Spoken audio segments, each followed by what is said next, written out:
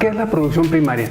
Pues es la producción de biomasa a partir de microorganismos que tienen la capacidad de fijar el CO2 que está en la atmósfera y el nitrógeno atmosférico y convertirlo en biomasa. Por ejemplo, las algas marinas. El nitrógeno es un nutriente que la fuente principal que tienen los microorganismos para poder crecer es el nitrógeno atmosférico. Y les cuesta mucho trabajo poder fijarlo.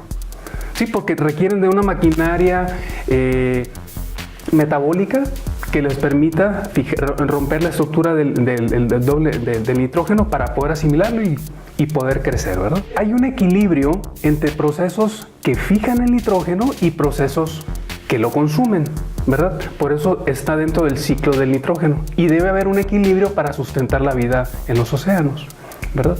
Obviamente las actividades humanas como el excesivo uso de fertilizantes, por ejemplo, o las emisiones de óxidos de nitrógeno a la atmósfera por la quema de combustibles fósiles, pues representan un riesgo importante a ese equilibrio de sus ecosistemas, ¿verdad? Bueno, eso por un lado.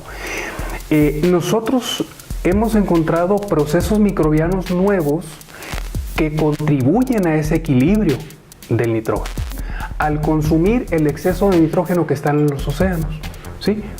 Por ejemplo, hasta el siglo pasado, el único proceso que se conocía que consumía nitrógeno en los océanos eran los procesos de nitrificación y desnitrificación. ¿En qué consiste esto? En que el amoníaco que está presente en los océanos, las bacterias lo oxidan y después lo reducen para regresarlo a la atmósfera en forma de nitrógeno molecular, ¿sí? Es decir, es como la contraparte, ¿no? Las cianobacterias y las algas marinas fijan el nitrógeno y estos otros microorganismos se encargan de que el exceso lo regresen a la atmósfera, ¿verdad? Por eso hablaba de un equilibrio en el ecosistema. Pero nosotros hemos encontrado nuevos procesos que son capaces también de regresar ese nitrógeno a la atmósfera, el exceso. Imagínense una costa del noroeste de México, por ejemplo, donde abundan las actividades acuícolas.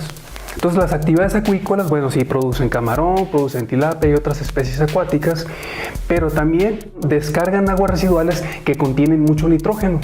Entonces ese exceso, cuando llegan a las bahías, representa una contaminación importante y pone en riesgo la vida acuática de esos ecosistemas en las bahías, ¿no? Entonces nosotros descubrimos procesos microbianos que son capaces de oxidar ese amonio y regresarlo a la atmósfera en forma de nitrógeno molecular. ¿Y en qué consiste ese proceso? En que bacterias oxidan el amonio mientras que reducen aceptores de electrones o oxidantes que están presentes ahí. Además de utilizar sulfato, utilizan el hierro. El hierro también es muy abundante en los sedimentos marinos.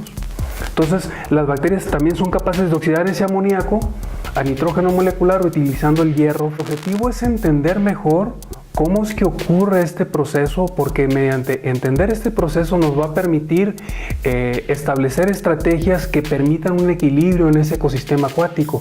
Como mencionaba hace un momento, las descargas de agua residual del sector acuícola a las bahías están contaminando fuertemente, entonces necesitamos encontrar mecanismos, por ejemplo en esos casos biológicos, que permitan remover o eliminar ese exceso de amoníaco que está contaminando las bahías. La materia orgánica también se considera la base de la cadena trófica del océano, es decir, la aprovechan los microorganismos para poder crecer y sustentar la vida. Esa materia orgánica tiene grupos que pueden ser aprovechados por microorganismos para oxidar el amonio. Y entonces eso le permite eliminar el exceso de nitrógeno en esos ecosistemas y constituye un mecanismo para destoxificar el ecosistema, ¿verdad?